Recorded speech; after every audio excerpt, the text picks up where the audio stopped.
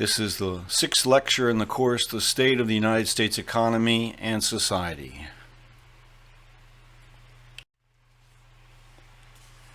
Engaging in athletics and competing in sporting events is an increasingly organized form of activity all across the United States, with huge effects on the nation's economy. Preparing oneself to participate at a high performance level requires years of preparation. Millions of people, from the very young to seniors, are actively engaged as participants, trainers, coaches, team managers, legal organizers, medical professionals, marketers, vendors, groundskeepers, and so on and so on. A 2017 survey by TD Ameritrade of parents between age 30 and 60 who have at least $25,000 in investable assets found that 1 in 5 U.S. households spends over $1,000 per month on youth sports per child. Spending by households on youth sports tournaments, including the significant travel costs incurred, reached roughly $10.5 billion in 2016, a 26% increase just from 2012. The cost for parents is steep. At the high end, families can spend more than 10% of their income on registration fees, travel, camps, and equipment. However, as an increasing number of the nation's youth have gravitated to electronic diversions, the sport that has experienced the steepest decline in participation has been youth soccer, except among the nation's urban schools, according to a 2018 story in the New York Times.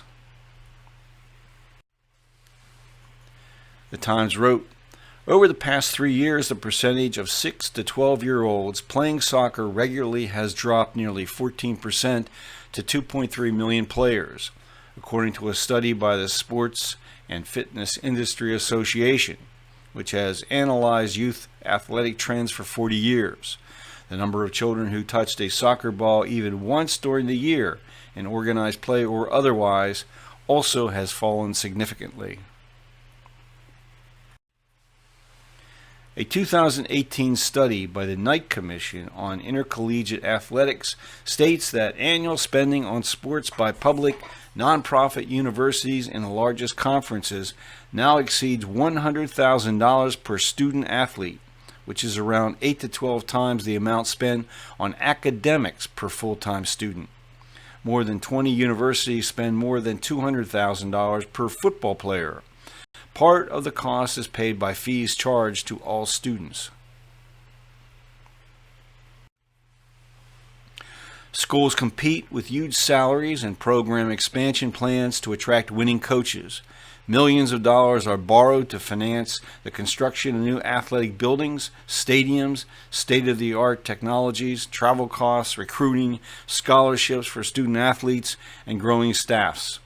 State Farm Insurance, Google, and Nissan are major sponsors of the NCAA and most individual conferences. What this chart does not reveal is that most athletic programs at public universities neither break even or enjoy a net positive operating income. A 2017 report in Bloomberg put the economics into its proper perspective. According to public records, athletic departments at least 13 schools in the country have long-term debt obligations of more than $150 million as of 2014. Money usually borrowed to build ever nicer facilities for the football team.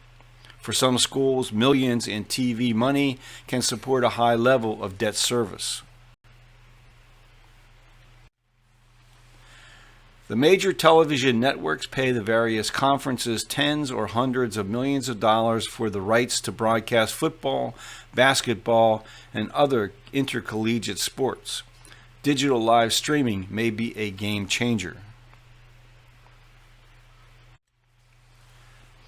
Americans and the people of many other countries exhibit an almost unquenchable appetite for the activities and competitions engaged in by professional, that is, paid athletes.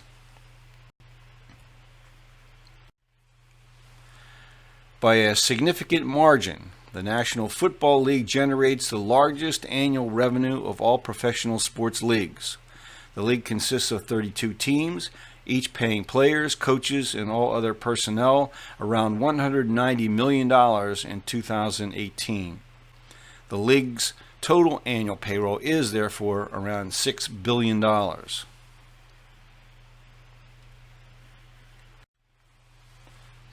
Covering these expenses and generating a profit requires a huge infrastructure and organization.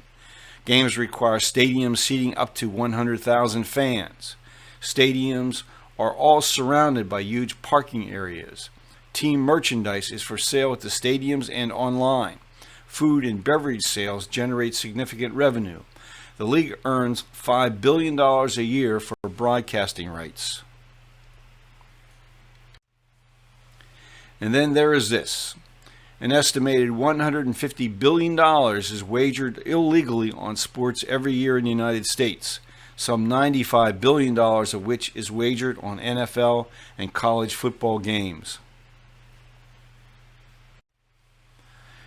Nearly 60 million Americans participate in fantasy football leagues, spending an estimated $7.2 billion during the 2017 NFL season. One consideration for employers is that participants spend time while at work to perform the research required to put the best team of players in their lineup each week. Next, we'll take a close look at property ownership generally for the entire U.S. population.